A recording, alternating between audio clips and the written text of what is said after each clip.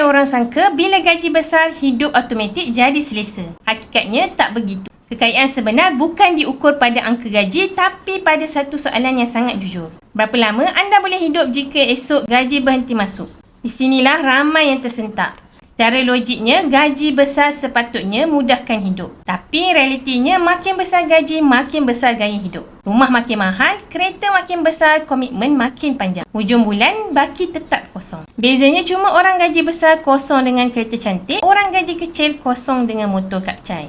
Masalahnya sama, cuma wajah yang berbeza. Sebenarnya, formula kaya tu sangat ringkas. Tabungan, tambah harta, tolak hutang. Nak kaya, kena ada simpanan. Kena ada aset. Dan paling penting, hutang mesti dikawal. Tapi apa yang ramai buat hari ni?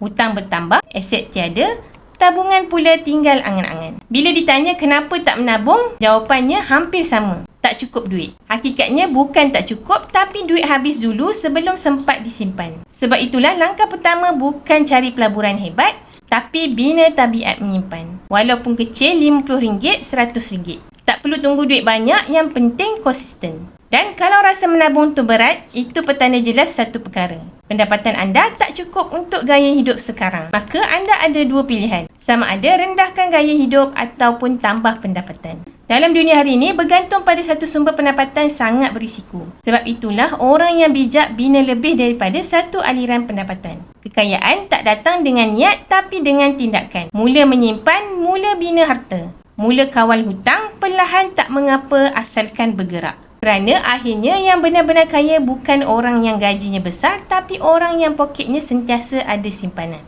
Nak mulakan simpanan emas dengan Public Gold? Rujuk pin video saya 5 langkah mudah daftar akaun Public Gold atau DM saya terus untuk saya bantu anda sebaiknya. Ingat Public Gold, mudah, murah dan patuh syariah. Follow!